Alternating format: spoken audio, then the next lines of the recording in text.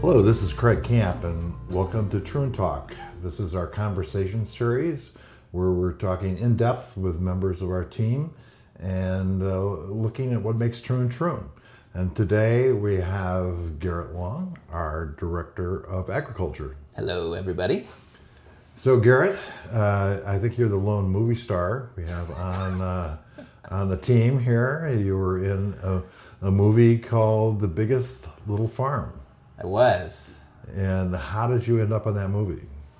Well, I guess it's a bit of a long story, but it started about 14 years ago when I had my first experience in farming. I applied to be a woofer at Apricot Lane Farms, which is in Ventura County. And a woofer is? Oh, woofer, yeah, sorry. WOOF stands for Worldwide Opportunities on Organic Farms, and it's a global network of host organic farmers that agree to give education to willing workers in exchange for education, room, and board in exchange for work. So I committed to a 3-month volunteer work exchange at Apricot Lane down in Ventura County. And when I first arrived in 2012, the farm was just getting started, new ownership, just transitioning using biodynamic and regenerative practices. And John Chester, who is a founding farmer of that project, he and his wife Molly, is a filmmaker. And little did I know he would be rolling pretty much the entire time that I was down there. And about 6 years later, come out with a feature-length documentary film about that topic, about the transition of that land using biodynamic practices. So what pulled you towards agriculture? You know, I really always had a deep love for animals. I was convinced from the time I was a little boy that I was going to be a veterinarian. And as I had some experiences in college, I was studying biology, and I did a couple of summer jobs working at a zoo, which I thought would be the coolest experience of working with animals, more exotic animals and that sort of thing. And I had this kind of epiphany that maybe working with sick, sad animals every day, especially in captivity, was not what would make my heart sing. And in the middle of my biology degree, I realized that I have many other intercepting passions, like plants and animals and ecology and people and food and climate and all of that. And I found farming, especially through woofing and these organic farms, to be the intersection of all of those things that I was passionate about. So what does a woofer do? What was that like? Well, every day's different. I think that's a really cool thing, depending on what farm you're at and who your mentor primarily is. You could be farming grapes in Italy, you could be making goat cheese in France, you could be growing unique, heritage grains in Africa somewhere. For me in Southern California, the farm was initially all lemons and avocados and an old horse ranch. And through biodynamic practices and a couple of amazing mentors, we were able to convert that farm, all 200 plus acres, using these biodynamic practices, to a crazy diverse property. The vegetable garden was growing more than 100 different varieties of crops. We had stone fruit and honestly, about every kind of citrus and stone fruit you could name, plus a ton of other fruit varieties. My day-to-day was, first, I was always responsible for taking care of the sheep when I was a woofer. I graduated onto some other things which we can talk about, but as a woofer during those 3 months, every day, every morning and afternoon, I took care of the sheep and worked with Flavio, who's still there at the ranch. And he was an incredible mentor who taught me a lot about how to read animals and how to communicate with animals in a language other than English, which I found incredibly inspiring. And the in-between times when I wasn't taking care of animals, I was doing everything else, from making compost to working in the garden, the orchards. Every day was different. There was a big habitat restoration team on the project, and cultivating dozens of acres as habitat, wildlife habitat, was another thing that I became really interested in through that experience. So that was where you were introduced to biodynamics, right? Yes. How did that happen? Well, we were really blessed to have a couple of wonderful mentors who continue to be mentors in my life. The first one of note is Andrew Beatty. He's our consultant here at Troon. and has been since the beginning of this project back in 2018. I learned all about making biodynamic preparations from Matthias Baker. He taught me pretty much everything I know about prep making, and I spent, I guess, the better part of 6 years learning from him, which was a really incredible opportunity. He's a master prep maker and really insightful. I remember, just a quick aside about Matthias, I remember we would have these meals whenever the consultants would come to town, and I remember sitting across the table with Matthias, and we'd enjoy dinner together with all the other woofers and John and Molly and then a couple other people who joined us, and one by one everybody would sort of leave the table and go home and go shower and relax. And I remember sitting across the table from Matthias until we could no longer see each other, just a couple feet apart. The sun went down and we were just jamming so hard that we didn't really notice the passing of time, and I was just gobbling up everything that he had to tell me. So Matthias taught me not just about making preps, but really a way of seeing the world and observing these relationships that are so important and so deeply ingrained in biodynamics. And the last mentor unfortunately passed away in 2019. Alan York was brought on as the primary biodynamic consultant, and he was the one who brought Matthias and Andrew on board as well. And those three gentlemen collectively taught me so much.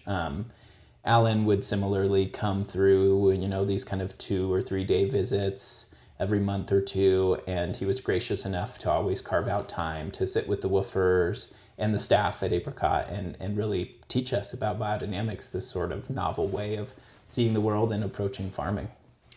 So after that experience, you made what would be probably considered an unusual choice of going to grad school. That's right. In science. So That's what right. led to that choice? Yeah, that decision was not exactly encouraged by those mentors who were telling me that if I wanted to learn about biodynamic farming, I should just stay and practice farming. But I did decide that I was very interested and passionate in soils. That was the thing that I found was kind of keeping me up at night, was thinking about these really complex ecological interactions and how what we're doing above ground really influences the whole below ground microbiome. And it was just, there's this whole world to explore underfoot that is ruled by and dominated by these microscopic organisms that are so important to everyday processes like cleaning air and water and breaking down all of the dead, decomposing things on the planet so things don't smell bad. I just have this immense respect for these below ground creatures. So I wanted to learn more about them, and I wanted to get this very practical, I wanted to get this very more deep theoretical understanding of soil science, so that as I brought that back to my practice of farming, I felt that that education in sort of quantitative science and research, especially soil science research, would be really valuable in my career as a farmer. So how has that experience, both your early biodynamic experience combined then with this scientific background in graduate school, how has that formed your vision of biodynamics? Well, I can say that although those mentors didn't really understand the drive maybe of why I wanted to go to UC Davis and do my master's in soils, Matthias was the one who really pointed out a similarity between my journey that I was on and a protege of Rudolf Steiner's. Aaron Fried Pfeiffer is several years younger than Steiner, and he was encouraged by Steiner to pursue education in quantitative science, just like I did, to go get that classical traditional training in weight and measure and number, and to really bring that education back to spiritual science and apply more of this Goethean worldview to Pfeiffer's research.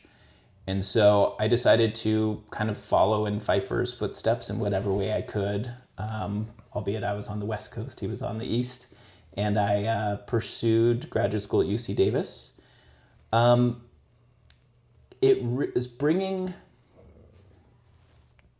a really thoughtful question, honestly.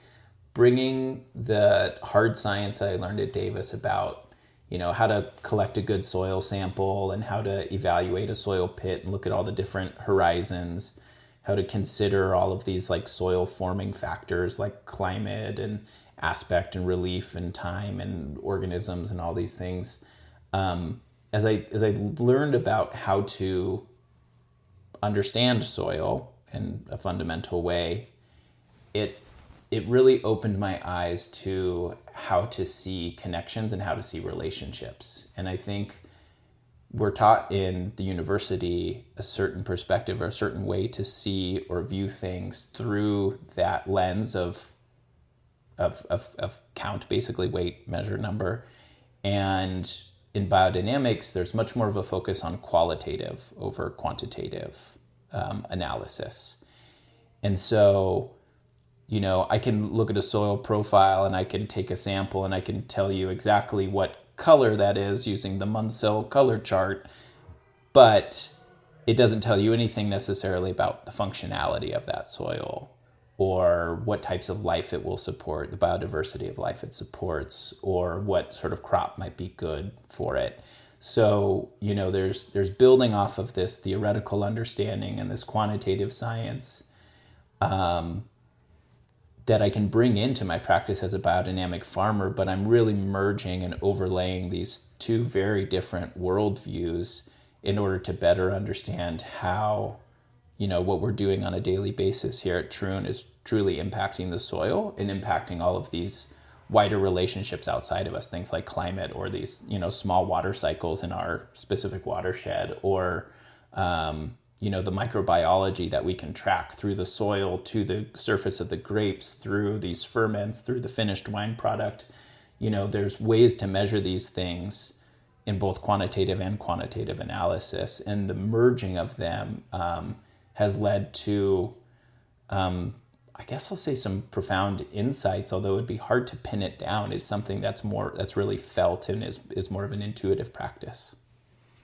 Well, you're also you're not just a biodynamic farmer, you're a regenerative organic certified farmer. That's right. How would you compare those two practices?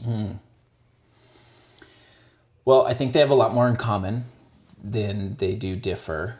When you look at the sets of standards of what are required of a regenerative organic certified farm versus a biodynamic farm, they have a lot more in common.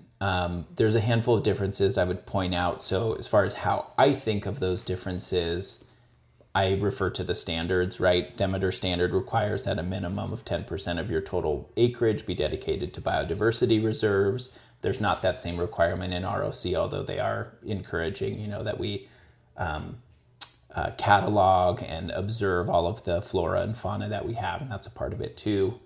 In biodynamics, there's a requirement to use the biodynamic preps or preparations. Those are not required in a regenerative farm, although we think about very similar botanical teas and sorts of approaches of building nutrition from within the farm, building fertility from within the farm.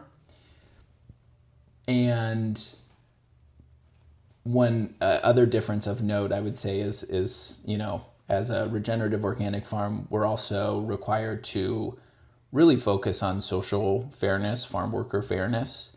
This is a new element to the Demeter standard that was added just in the last year or two to strengthen that component of biodynamic framework. So, when I walk out of the door in the morning, I don't put on one hat or the other. I put on my hat that says compost, and that's how I think about soil health first and foremost, is like, what am I going to go out to do today to help soil thrive, to help our farm thrive. And no matter what you call that lens, regenerative, biodynamic, whatever, permaculture, there's so much more in common than there are differences. So this is your third biodynamic farm, I believe, that you've worked on. What has been your experience about Troon that you think makes us unique as a farm? Well, I mean, the first thing that comes to mind is first off, just the grapevines themselves, to have growing vines and making wines be such a focus of what we do first and foremost. That's what Troon's 50-year history has sort of cultured in the public consciousness, is that we're our winery first and foremost. And that was a new experience for me, working in a vineyard setting. But the thing that I think really sets this operation apart is the context. I think it's being in Southern Oregon. It's the unique community of people that we have here. It's the very unique ecology, one of the most biodiverse places in the whole world, living at the confluence of, the Pacific Northwest and sort of Northern California species, and then those endemic species that are only here in Southern Oregon. This is a really unique place to live and farm. And it is a climate that is very hospitable to a lot, huge diversity of crops. Where I was at in Southern California, the biggest little farm, you could arguably grow, those citrus and avocados that we can't grow here in Southern Oregon because of the frost potential. And yet, what we do have the potential to do maybe a better job of is grow things like apples and these more cooler climate. Apples and pears are just a huge thing that the Rogue Valley is known for historically, and that the climate in Southern California was a little warm for that. So, there's trade-offs, of course, but I really, really recognize the biodiversity that's present in the native ecology and the biodiversity that's present in our own farming operation. When you think about the diversity of crops that we're growing, the animals we're raising, and then, of course, all the microbes that I could go on about. Well, I mean, this is, of course, the basic fundamental concept of biodynamics is the concept of the whole farm and biodiversity. What is it like to run such a complex program? Well, it's complicated, it's complex. There's a lot of opportunities to make mistakes if you're not paying attention or if your heart's not fully in it. That's for sure.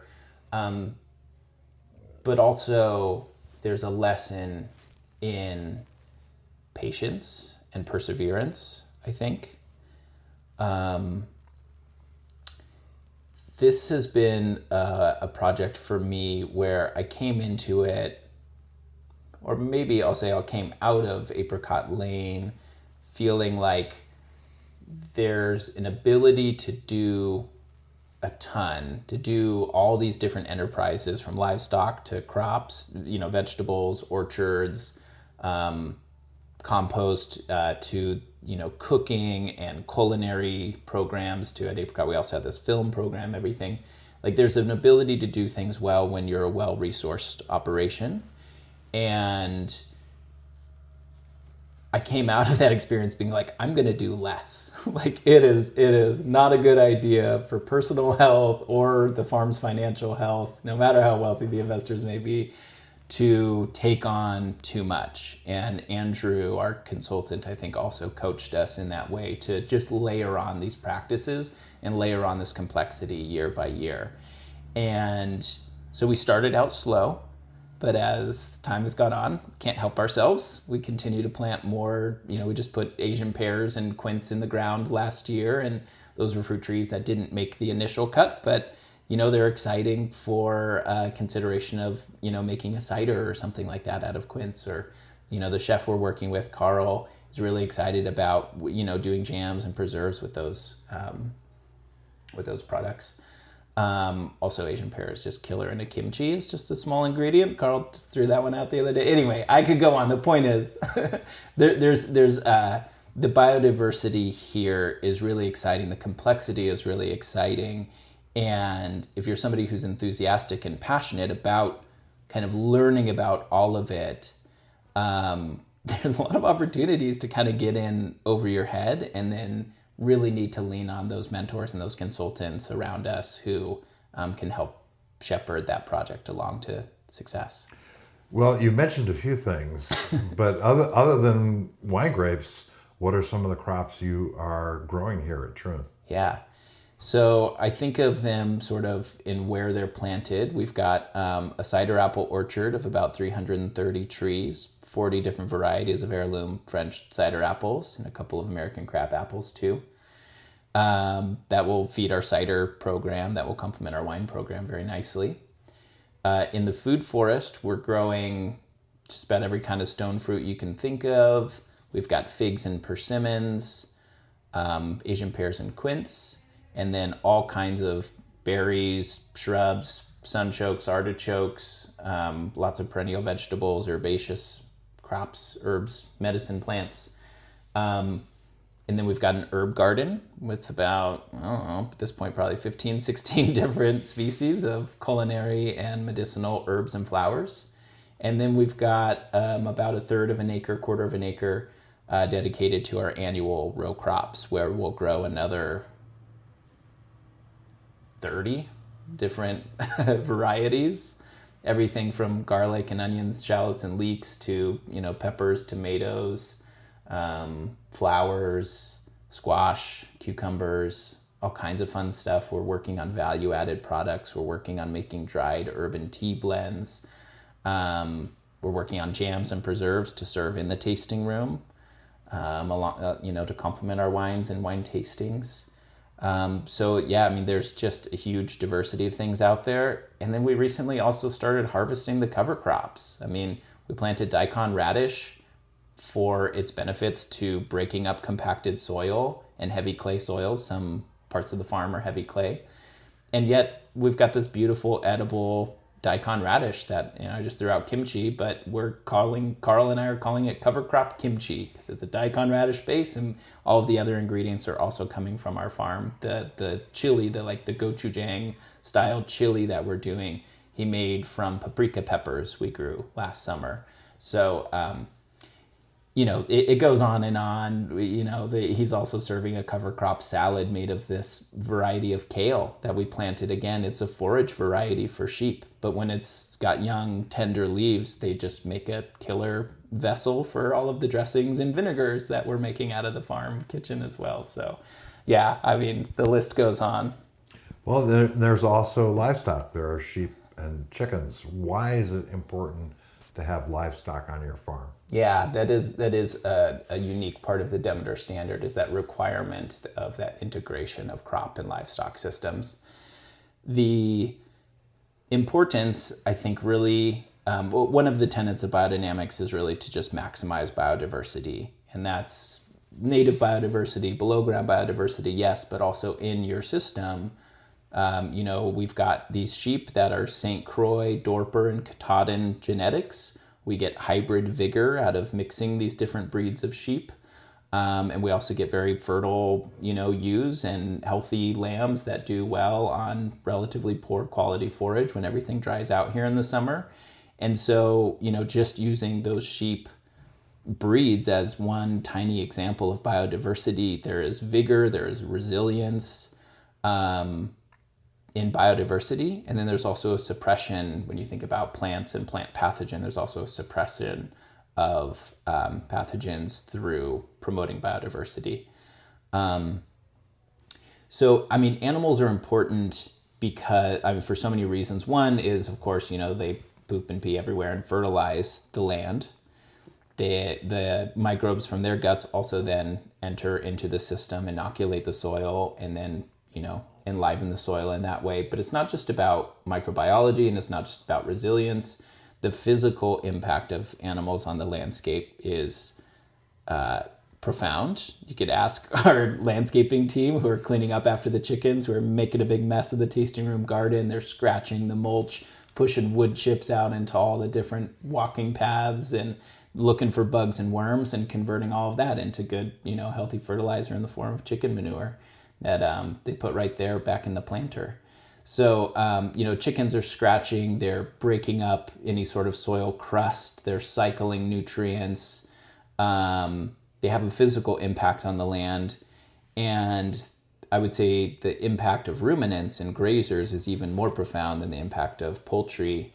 One thing I love to think about is, these hooved animals like sheep, when they step on soil, they're literally making these little small wells for water to fill up and then slowly infiltrate into the soil.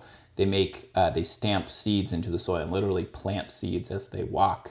they eat the top sides, the above ground portion of grass and clovers and plants, and it causes this below ground flush of carbon out into the system to feed microorganisms that are using that carbon as an energy source and cycling nutrients below ground, making them available to those plants.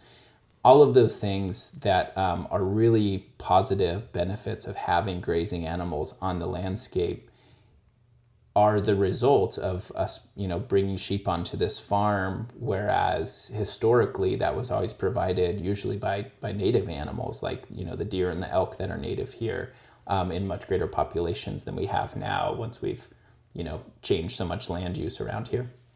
And not just around here, but everywhere. So yeah, the impact of animals, the role of animals on a biodynamic farm are numerous, and especially when you compare things like ruminants to poultry, their impact is different, but ultimately, practically, they both make great products that we can sell, like our chicken eggs, and harvest those ecological benefits of having them on the farm. So let's pull the science back into it a little bit now. You just did some soil testing in the garden with some pretty exciting results. Yeah. And a few years ago, you did some in the vineyard, and you're about to do that again. That's right. As part of our ROC certification. What did you find when you did your testing?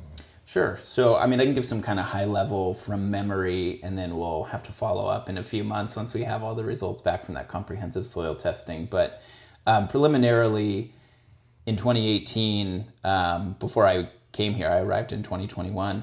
In 2018, you guys hired an outfit out of Napa to come in and do very comprehensive soil tests, 75 meter plus deep backhoe pits all around the property, characterizing the soil, lots of lab analysis, just an incredible resource when I came in here.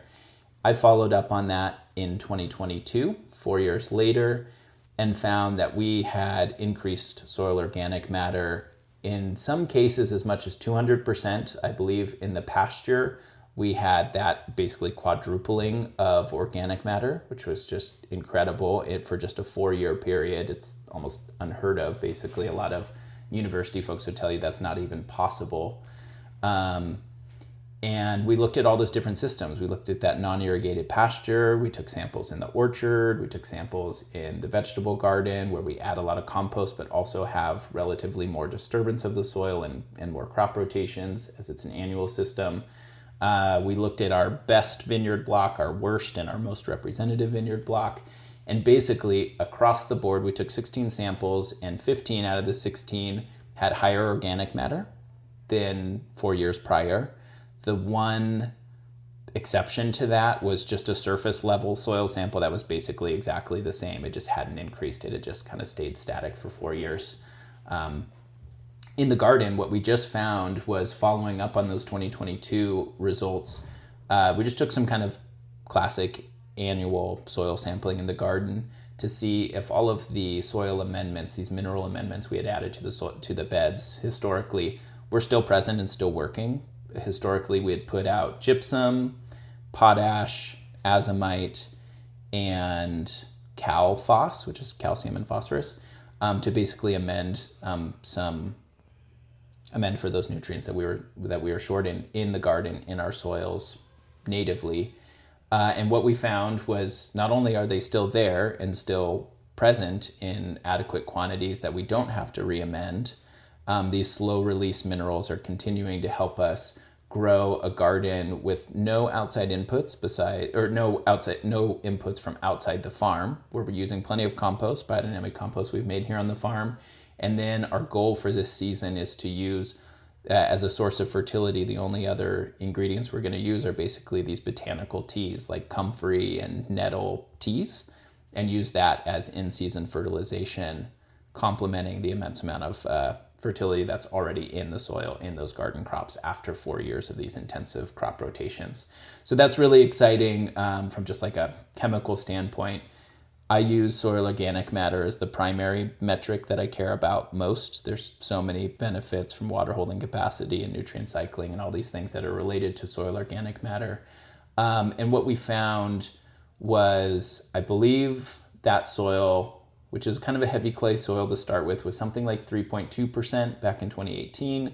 It was 3.8% in 2022 after 1 year of gardening. And in 2026, after 4 years of gardening, we had increased to 5.6% or 5.2%. So again, like a couple percent increase in soil organic matter in a 4-year period is just pretty astounding, and definitely a result of our farming practices. So our listeners cannot see your hat, but it says compost Right on my on forehead. the top. So obviously compost is something you spend a lot of time with. And what is it doing for us at Troon? I think being able to make great compost is probably one of the things that I do best as a farmer.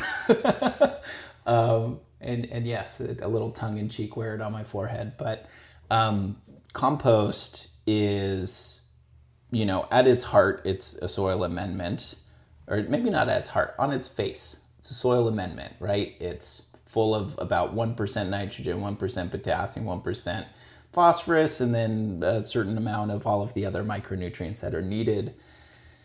It is mostly, almost entirely, made of organic matter. The only bits of non-organic matter is just kind of the soil that gets unintentionally mixed into it as we turn the piles using our skid steer. The minerals, the nutrients, the organic matter, all of that makes up compost is then added to our fields. We broadcast it in our vineyards, in our pastures. In the garden, we usually use this no-till approach of just layering on a thick layer of compost, which not only serves to, feed the soil as the rain washes it in, but it also acts as a mulch and suppresses weeds as we have this weed-free compost. And all of those additions, from the physical structure that it is impacting soil, to the nutrients that are water soluble and being washed down into the soil profile, to also the biology, which is maybe one of the most important parts of compost. We are using a whole bunch of different materials that we're building our compost piles out of. We import dairy manure from an organic dairy down the street. We grow way more hay than we need to feed our sheep, so that organic dairy manure and our own leftover hay makes up the bulk of our compost. We add to that all of the landscaping waste, the kitchen scraps, the garden scraps, everything else. We add everything from the winery, the leftover products from the winery, every seed, stem, and skin from the grapes goes back into the compost. And we manage those piles actively for about a full year. We'll turn them 2 to 3 times in that process, and then we'll just let them sit for about the last 4 or 5 months of their life to kind of cure, is the term that we use. And in that process of not disturbing them, they fungal hyphae just kind of grow through the whole pile, sucking up all of the moisture. And as we spread our compost, of course, we can acknowledge that we're breaking up some of those fungal hyphae that have formed this big, vast network within our compost pile. But each of those little broken pieces of fungi then inoculate the soil in which they have a new home to, throw out their little growing hyphae arms and go down into the soil and do all the same things they're doing in the compost pile. I lost myself in the process of getting picturing these fungi. But compost, it has this biological component, it has a chemical component in terms of nutrients, and it affects physical structure of soil, where it allows more air and water to infiltrate into soil as well as be held by the soil. There's this crazy statistic that on an acre of land you can hold about 20 to 25,000 gallons more water for every 1% of organic matter you can increase. And so, as I just said, in the last 4 years, we increased about 2% organic matter in that little third of an acre garden. Can't do that back of the envelope math, but we're talking about, dozens and dozens, tens of thousands of gallons of water in just that little vegetable garden that we're holding. So, we've had a very dry winter here, and we're supposed to get quite a bit of rain, maybe snow this week. it's my goal that every single drop of water that falls on this farm is held in the soil on this farm as a big sponge, and compost is supremely important to creating that water holding capacity in that sponge on this farm. So Garett, I know you're a soil scientist with a degree, but you're also a very emotional farmer. What does it mean to you to be able to farm biodynamically?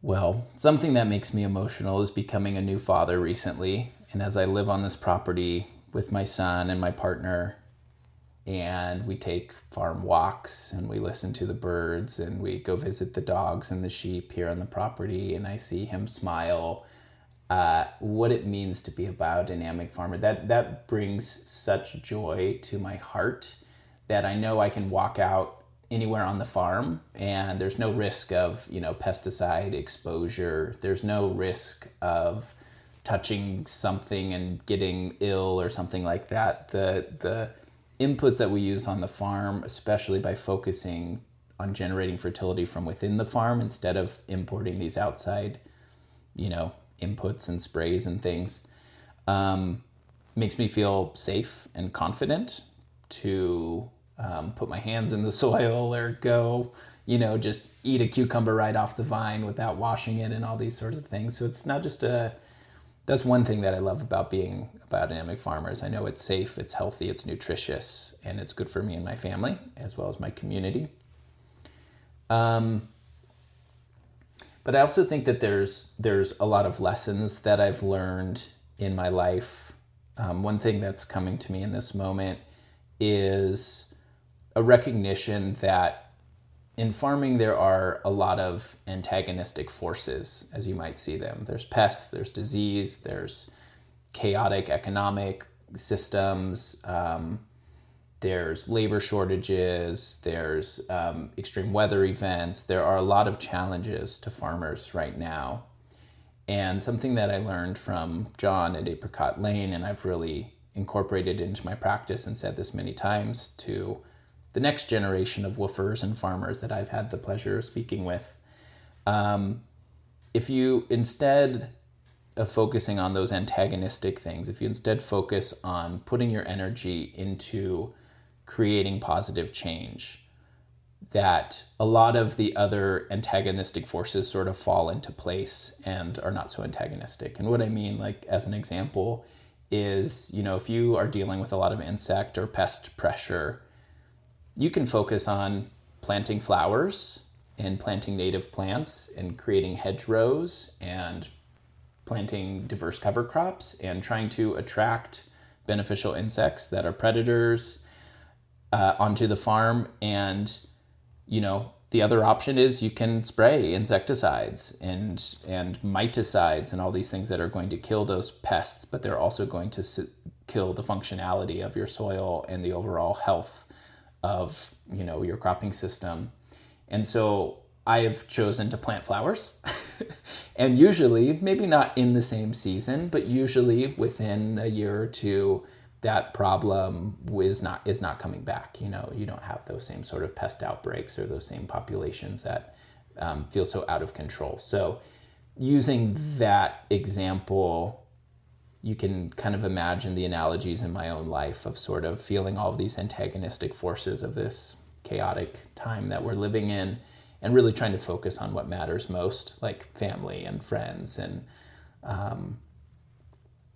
growing good, nutritious food, and then going to the farmer's market to go rub elbows with all the other cool farmers that I admire so much, and then going out to a concert and hear the musicians that I really enjoy who live here and call Southern Oregon home. So I try to take that lesson from Biodynamics and take that lesson that I learned from John and apply it to my life outside of Biodynamics and just really try to focus on creating good, positive change around me, and a lot of the other negative stuff kind of falls away.